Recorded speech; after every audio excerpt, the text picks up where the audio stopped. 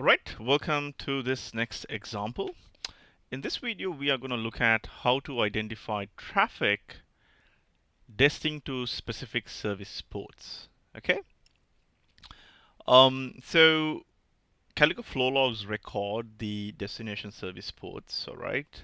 And if you recall, when we looked at the dashboard, we have a widget there that lists all the unique destination service ports seen for all the flow logs across all your environments. Okay, so you have a good summary there, all right?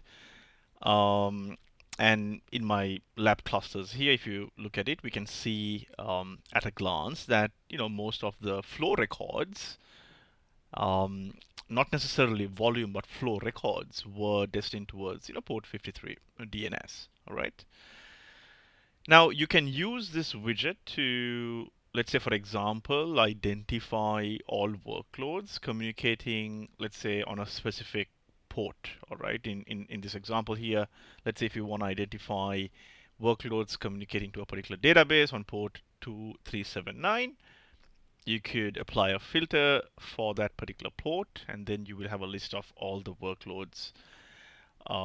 Similarly, if you want to identify workloads communicating over potentially vulnerable ports, let's say SSH for an example, it's about filtering for workloads on that service port, and you have a list of all the workloads across all your environments. Okay, it's very convenient. It can also be used to author policies. So the idea is that using the dashboard, you have this information at your fingertips. Okay, so let's move into the dashboard.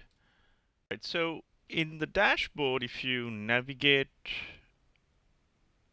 to the widget that says unique ports, what you have here is a list of all the unique ports observed for all of the flows in these two clusters of mine. Now, this is for the past 2 hours.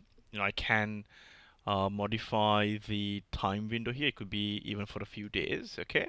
I mean, let's take the past 4 hours. So for the past 4 hours, these are the unique ports seen across all of my workloads. Okay. So going by the example, let's say in the slide, just give me 1 sec here. Let's say I want to filter for workloads communicating to port 2379. All right, so I can hover over this, click on the plus sign there to apply the filter, and it appears that I have 2 workloads here, 2 summary workloads across 2 different namespaces communicating to database instances on port 2379. Again, these are the number of occurrences. All right. Let's take another example. So let me remove this filter. Let's, for example, look at flows communicating on 6379. It appears that I have 2 workloads again, communicating to a Redis database on 6379. All right. So the idea behind this widget is so that you can easily identify all the workloads communicating over particular service ports. Okay. If you have potentially, let's say, vulnerable ports, things like FTP, SSH, right? In my cluster, I don't have any, but if you do, and if you want to identify the workloads communicating over those vulnerable ports, you can do so. And we've seen customers use this in kind of many instances as they connect their clusters to Calico.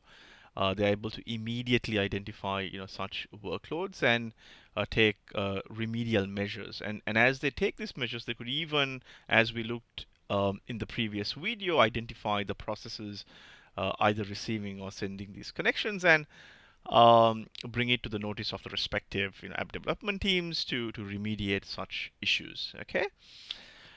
All right. So there you have it. A couple of examples to identify flows and workloads generating those flows based on destination service port. That's it for this video. I will see you in the next one. Thanks for watching.